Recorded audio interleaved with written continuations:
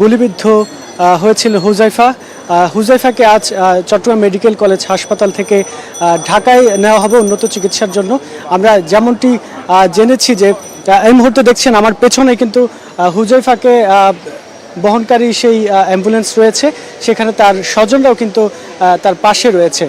আমরা দেখেছিলাম যে হুজাইফাকে মূলত রবিবার অর্থাৎ সন্ধ্যায় তাকে টেকনাফ থেকে অর্থাৎ কুতুপালংয়ের যে এমএসএফ হসপিটালটি রয়েছে সেখান থেকে চট্টগ্রাম মেডিকেল কলেজে আনা হয়েছিল এবং সেখানে আমরা দেখেছি তার একটি অস্ত্রোপচার হয় এবং তার মাথায় যে বুলেটটি রয়েছে সেটি কিন্তু এখনও রয়ে গেছে। অস্ত্রোপচারের পরেও সেই বুলেটটি আসলে বের করা সম্ভব হয়নি, অর্থাৎ আইসিইউতে ছিল। এই আইসিইউতে থাকা অবস্থায় তাকে আজ কিন্তু ঢাকার উদ্দেশ্যে নেওয়া হচ্ছে এবং আমরা একটু কথা বলতে চাই। ঢাকার উদ্দেশ্যে তাকে কিন্তু নেওয়া হচ্ছে, সেখানে তার চাচা যাবেন এবং শুরু থেকে আমরা দেখেছি যে তার চাচাই কিন্তু তার সাথে এসেছিলেন। আমরা একটু তার চাচার সাথে একটু কথা বলতে চাই। একটু তার কন্ডিশনের অবস্থা একটু বলবেন এবং তাকে কখন ঢাকায় নেওয়া হবে সেই বিষয়টা বলবেন এবং তার সার্বিক পরিস্থিতি কেমন, চিকিৎসকরা কি বলেছেন? চিকিৎসকরা আলহামদুলিল্লাহ ওনারা অনেক চেষ্টা করছেন। আমি জীবনে প্রথম দেখছি যে এতগুলো টিম মানে ডাক্তারের টিম মানে একই সাথে একটা রোগী চেষ্টা করে, মানে তারা আপনার চেষ্টা বলতে ওনারা মনে করেন ওনাদের মানে খাওয়া দাওয়া বাদ দিয়ে দিয়েছে ওনারা এরকম। আলহামদুলিল্লাহ ওনারা চট্টগ্রামে এত সুন্দর করে চিকিৎসা আমি আজকে প্রথম দেখছি। কারণ কিন্তু ওনাদের মানে যতটুকু সাধ্য আছে ওনারা এতটুকু চেষ্টা করছেন। ওনাদের বলতেছে যে এখন আমাদের সাধ্যের বাইরে আপনারা একটু কোথায় নিয়ে যান, মানে উন্নত চিকিৎসার জন্য দেখে নিয়ে যান।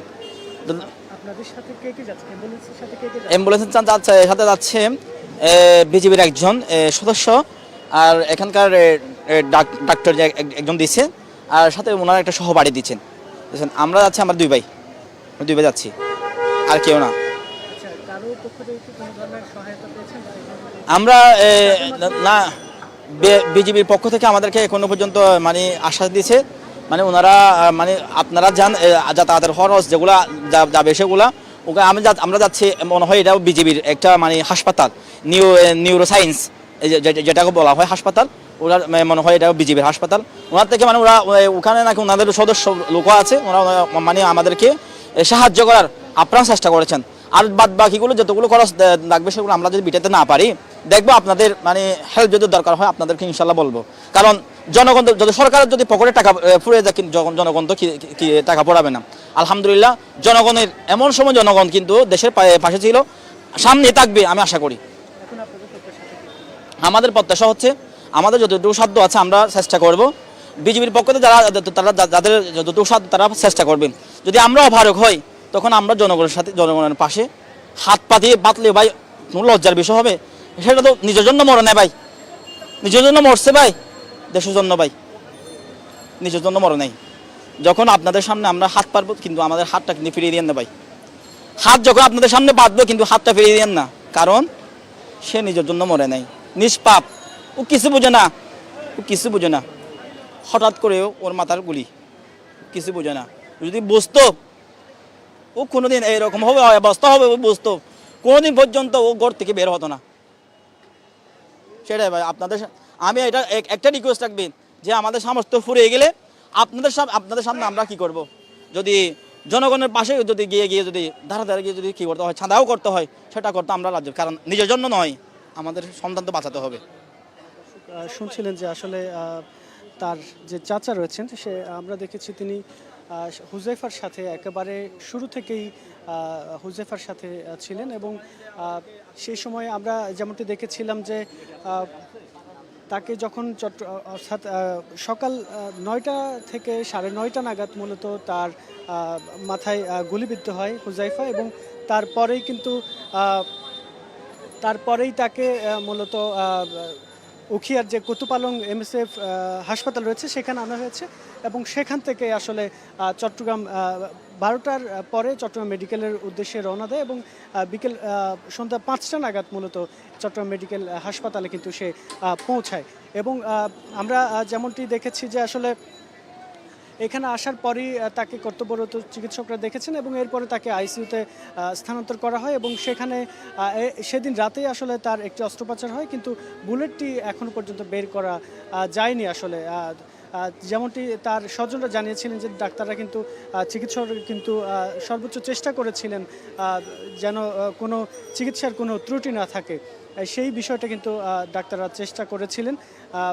এরপরে যেটি আমরা সেদিন কিন্তু এটা লক্ষ্য করেছি যে আসলে তার এই যে শিশু সে যে আসলে মৃত্যুর সাথে এক প্রকার লড়ে যাচ্ছেন, আমরা সেই বিষয়টা আসলে লক্ষ্য করছি। আমরা এখন দেখছি যে তাকে যে বহনকারী অ্যাম্বুলেন্সটি রয়েছে, অর্থাৎ ঢাকায় যে নিয়ে যাওয়া হবে তাকে, সেই অ্যাম্বুলেন্সটির পাশেই তার স্বজনরা কিন্তু এখানে রয়েছেন এবং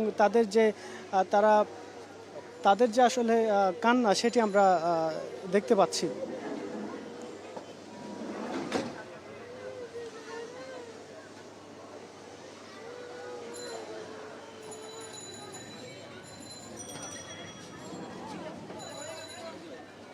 আমরা দেখছি যে তাকে আসলে হুজাইফাকে অ্যাম্বুলেন্সে রাখা হয়েছে।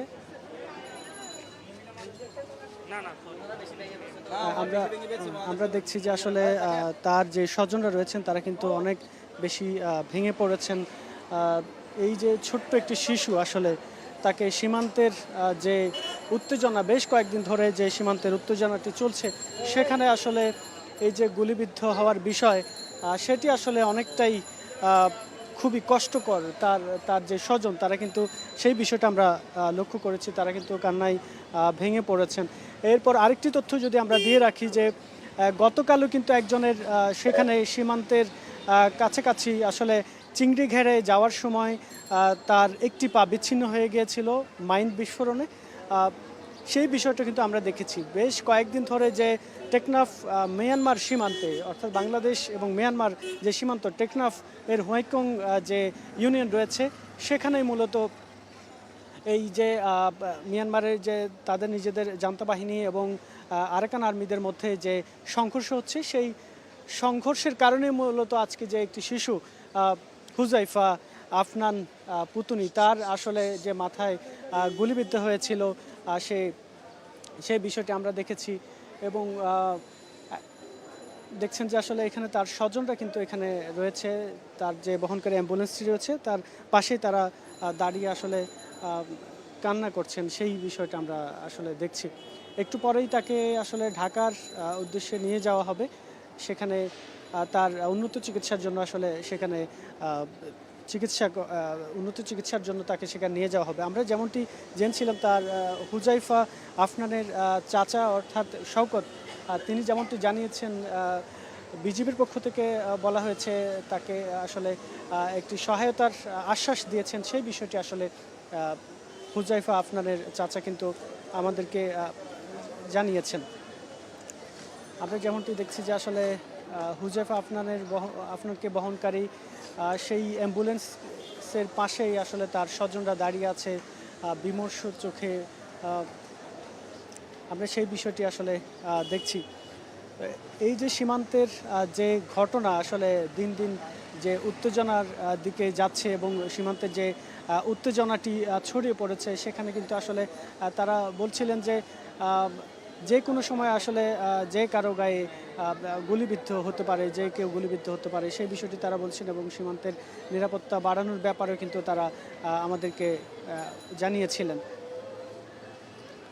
আসলে যে 9 বছরের ছোট্ট শিশু, 9 বছরের যে ছোট্ট শিশুর কান্না, ছোট্ট শিশুর যে গুলিবিদ্ধ হওয়ার ঘটনা, সেটি আসলে সাধারণ মানুষকেও কিন্তু ভাবিয়ে তুলেছে, তার স্বজনদের পাশাপাশি আসলে সেই বিষয়টা কিন্তু খুবই মর্মান্তিক। সে আসলে আমরা যেমনটি জেনেছি, হুজাইফা আফনান আসলে তৃতীয় শ্রেণীতে সে পড়ছে এবং সেই বিষয়টি আমরা জেনেছি। এবং এই যে ফুটফুট একটি শিশু, তার মাথায় গুলিবিদ্ধ হওয়ার যে ঘটনা, সেটি কিন্তু আসলে সেটি সবাইকে হতবাক করেছে। আমরা দেখছি যে তার অ্যাম্বুলেন্সকে ঘিরেই মূলত অ্যাম্বুলেন্সের পাশেই তার স্বজনরা কিন্তু কান্না করছেন। এটা আসলে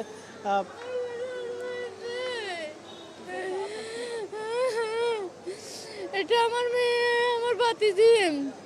ছোট থাকতে লাতে আমি ওকে কোলে পিঠে মানুষ করছি, আমি বুকে রাখছি, ওকে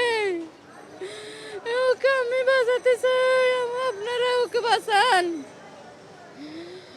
ওকে উন্নত চিকিৎসা দেন, উন্নত চিকিৎসা দেন। বর্ডারের মধ্যে গুলি চলাচলের মধ্যে, রোহিঙ্গারা গুলি চলাচলের মধ্যে আমার মেয়ে বাহিরে খেলতেছে, যেখানে গুলি পড়ছে আমার মেয়ের গায়ে, মাথার মধ্যে।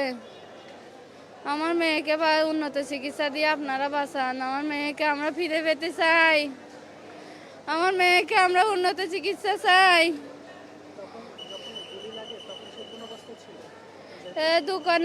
দোকানের মধ্যে নাস্তার জন্য গেছে, তো নাস্তা নিয়ে ওরা দুই ভাই বোন, দুইজন ছোট, ওর থেকে একটু ছোট ভাই একটা, ও দুইজন চলে আসতেছে নাস্তা নিয়ে রাস্তার মধ্যে গুলি পড়ছে দেন আমার মেয়ের গায়ে গুলি পড়ছে। আপনারা ওকে বাঁচান, আমার মেয়েকে বাঁচান। দর্শক আসলে শুনছিলেন যে হুজাইফার চাচি কথা বলছিলেন আমাদের সাথে। তিনি আসলে যেমনটি বলছেন যে তাকে যেন উন্নত চিকিৎসা দেওয়া হয় এবং তাকে যেন সারিয়ে তোলা হয়, সেই বিষয়টি আসলে তিনি বলছেন। আসলে বলার কোনো ভাষা নেই যে একটি ছোট্ট শিশু,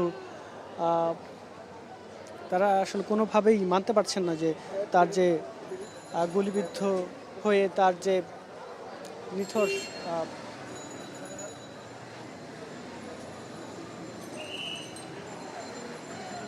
তার যে গুলিবিদ্ধ হওয়ার ঘটনায় তারা আসলে অনেক বেশি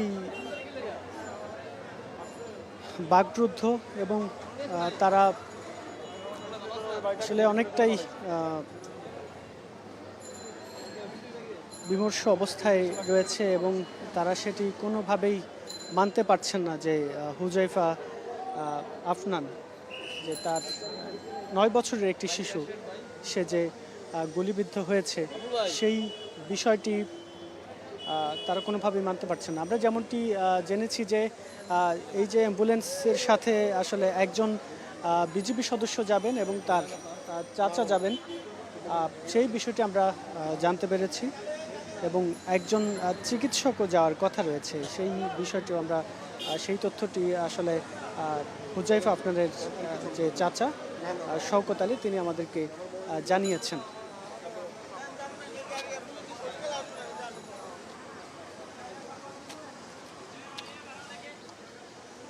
এই যে আসলে হুজাইফা আফনানকে বহনকারী যে অ্যাম্বুলেন্সটি আমরা দেখছি যে সে অ্যাম্বুলেন্স ঘিরে আসলে এখানে আমরা দেখছি যে তার স্বজনরা কিন্তু পাশেই দাঁড়িয়ে রয়েছে এবং তারা অনেক বেশি আসলে কান্নায় ভেঙে পড়ছেন। এই মুহূর্তে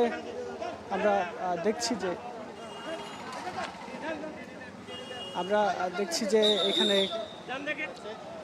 বিজেপির সদস্যরা রয়েছেন, তারা কিন্তু তাদেরকে সহায়তা করছেন, সেই বিষয়টা আমরা লক্ষ্য করছি। দেখছেন যে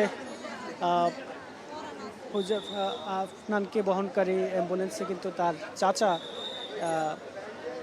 উঠেছেন এবং বিজেপির সদস্যরা তাদেরকে এখানে যতটুকু পারে যে সহযোগিতা করছেন তাদের, সেই বিষয়টি আসলে আমরা দেখছি।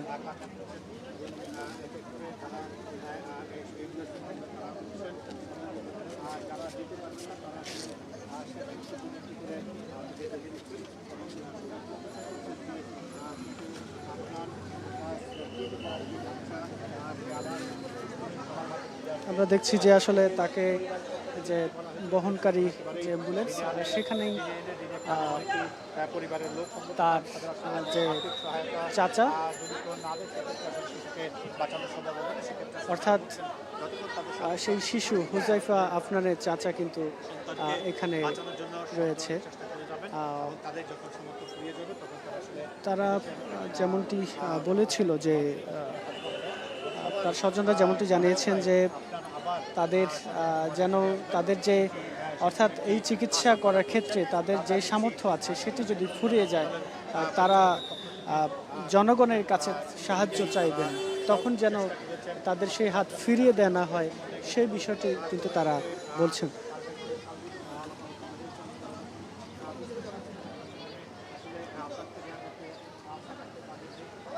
আসলে এই যে সীমান্তের একটি সংঘাতের কারণে একটি শিশুর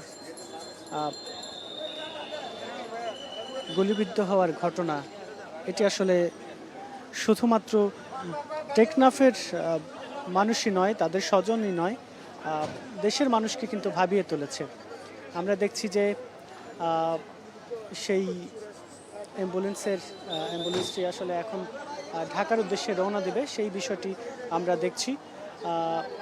সেখানে কিন্তু তার স্বজনরা আসলে পাশে বাকরুদ্ধ। আমরা যেমনটি দেখছি যে এই যে একটি অ্যাম্বুলেন্সকে ঘিরে এখানে কিন্তু উৎসুক জনতার ভিড়ও আমরা লক্ষ্য করছি। এই যে হুজাইফা আদনানকে বাঁচানোর জন্য তার আমরা দেখছি যে এখনই আসলে এই যে হুজাইফা